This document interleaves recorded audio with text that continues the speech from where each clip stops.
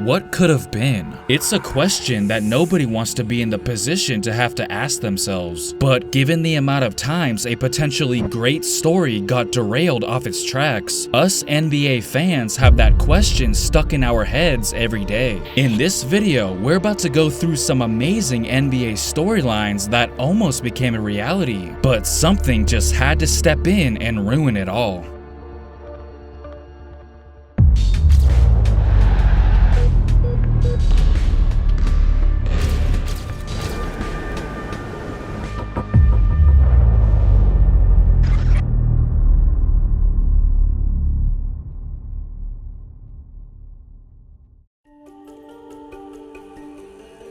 First up, we got something regarding the last shot. You know, the final shot of Michael Jordan's Chicago Bulls career. We all know this play, but there's one thing that didn't quite hold up, and always kind of bothers me every time I watch it. That may have been the last shot Michael Jordan will ever take in the NBA. That sentence that Bob Costas said immediately following that shot had the potential of being the perfect way of putting a bow on Jordan's career. That may have been the last shot Michael Jordan will ever take in the NBA. It actually started to look like that line was aging pretty well. That is, of course, until Jordan made an unexpected comeback a couple years later. I mean, maybe if Costas would have said something like, that may have been the last shot Michael Jordan will ever take with the Chicago Bulls, then okay. But that's not what he said. Then again, how could we ever expect Bob Costas to have known that Jordan would come back or not? I'm just mad because it kind of ruined the rewatchability of this moment. Don't get me wrong, of course the shot itself holds up, it'll always be iconic. But imagine how legendary that one specific piece of commentary would be today if the circumstances stayed like that. He could have gone out on top and rode off into the sunset for good. But instead, we have to now include his Wizards years when talking about the totality of his career, when it didn't even have to be this way. Bob Costas literally gave you an out so you would never have to come back again. And now we always have to make sure to be specific when talking about this shot. What about the last shot you ever took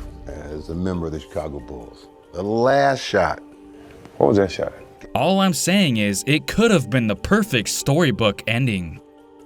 Back in 2009, Nike came up with one of the most unique advertisements they've ever created, called Most Valuable Puppets, which further built up the anticipation for what we all thought would be the NBA Finals that year. But boy, were we wrong. Like I said, during the 2009 NBA playoffs, there were several commercials that aired on TV featuring the puppet versions of Kobe and LeBron. It was almost as if these ads were kinda low-key marketing for the finals ahead of time, just getting us used to the idea of LeBron versus Kobe. But as we all know, the Orlando Magic put that storyline to a stop. It would have been a dream come true for Nike, and of course for all of us, had LeBron made it to the finals to face Kobe and the Lakers, so these commercials wouldn't have been a complete waste. Okay, maybe I shouldn't say a waste, but it is a reminder of what we unfortunately missed out on. Had this series actually went down back in 2009, the results of this series would still be getting brought up in comment sections and on debate shows to this very day, used as ammo for their arguments.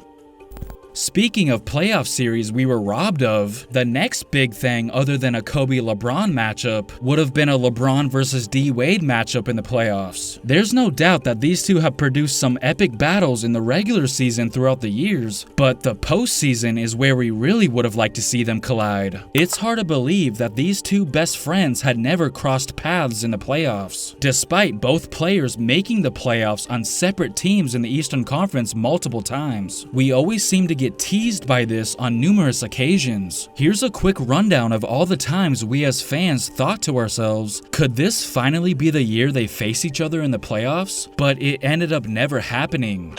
In the 2006 NBA playoffs, Miami got to the Eastern Conference Finals pretty easily. All they had to do was wait for the winner of the Cavs-Pistons series to find out who they would be facing. Game 6 of that series was a nail-biter because LeBron was at the line trying to keep his team alive. As you can see, the Cavs had a 3-2 lead in the series. They could have punched their ticket to the conference finals that very night to go on and face Dwayne Wade in the Miami Heat, but they couldn't get the job done. This has got to be a miraculous catch and a quick pass out. He has to hit the rim, and does. Ball tipped by Billups, almost tipped it in, and the buzzer sounds, and we'll have a Game 7.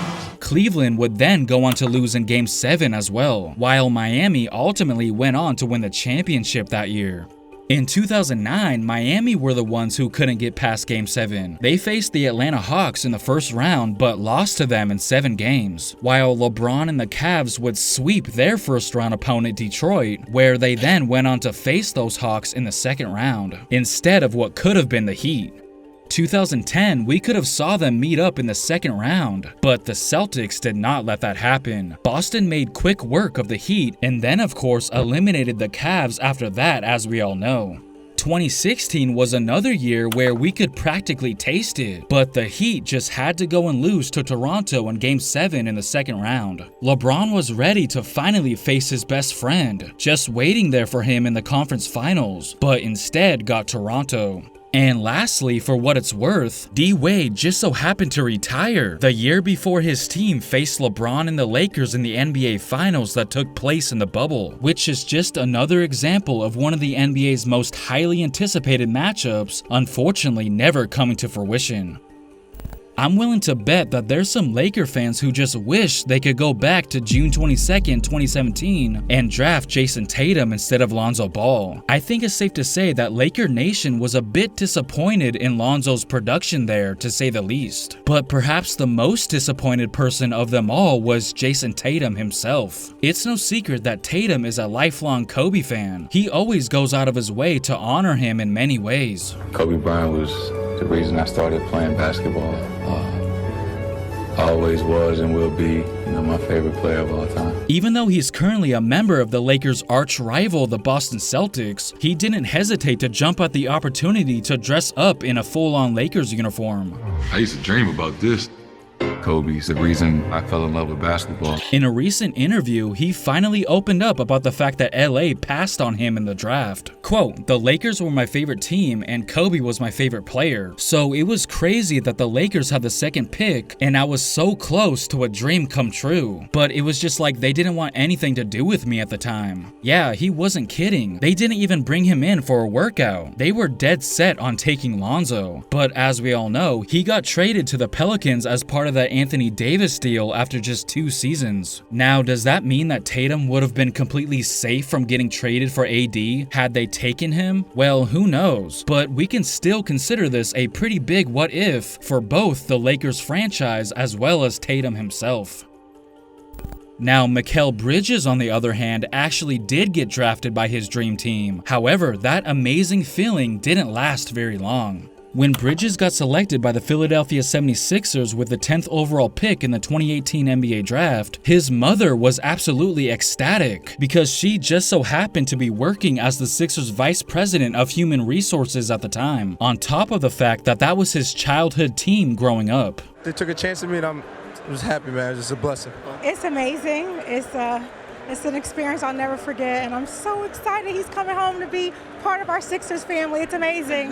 Go Sixers! She said it felt like a dream. It was seriously looking like a made-for-Hollywood type story. The other part is his mom works for the organization. She's the VP of Human Resources, so that's pretty cool. Her office is actually just a couple of steps away from this practice court right behind me. But that dream would soon turn into a nightmare, because just moments later, he got sent to Phoenix out of nowhere. I didn't know what they were saying. I was confused, and they told me. I was like, oh, it's time to get ready for Phoenix. Mikal Bridges was caught off guard 3 years ago at the NBA draft when the Malvern native was taken by his hometown Sixers, only to be immediately traded to the Suns.